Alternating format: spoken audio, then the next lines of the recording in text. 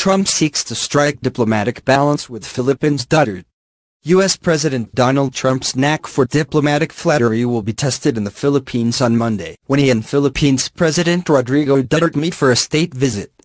Trump's time in the Philippines will be a delicate balancing act between praise and frankness with Duterte, a leader whose war on drugs has led to thousands of extrajudicial killings and drawn international condemnation.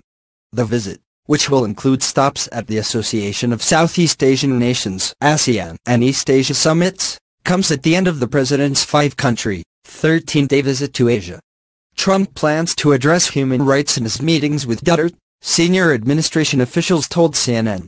But Trump's affinity for strongmen, Russian President Vladimir Putin, Egypt's leader Abdel Fattah al-Sisi and Chinese Premier Xi Jinping, to name a few, will be tested by the Philippines leader, a man so ruthless that he has even compared himself to Nazi leader Adolf Hitler.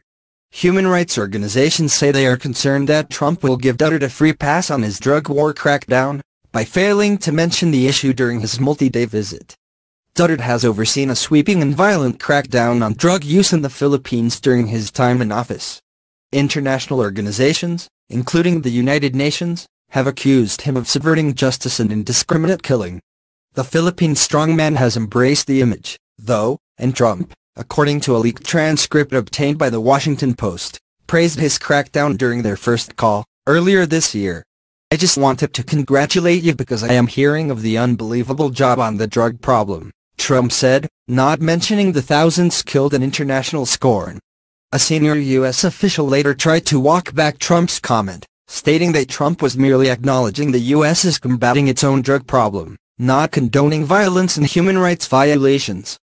Duterte's past comments, though, could complicate how much Trump decides to embrace the world leader.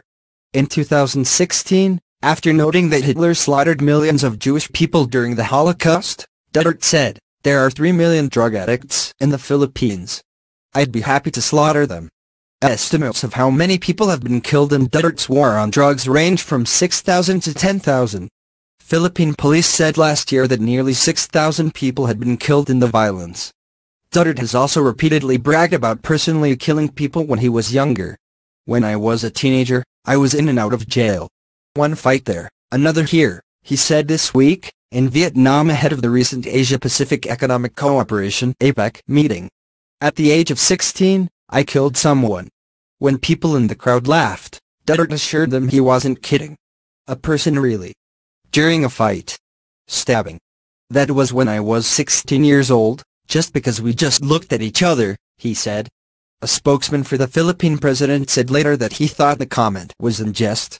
Leaders in the Philippines are eager for Trump's visit, viewing the president's arrival as a welcome change in American leadership given former President Barack Obama's relationship with Duterte was markedly frayed. Near the end of Obama's tenure, Duterte said Obama was a son of a bitch who could go to hell. Duterte later said he regretted the comment, but the White House canceled the meeting between the two world leaders at the East Asia Summit in 2016 over the comment. Amy Seawright, senior advisor of the Southeast Asia program at the Center for Strategic and International Studies, told reporters before the trip that she expects Duterte to roll out the red carpet for Trump because he sees this as an opportunity to somewhat reset U.S.-Philippine relations.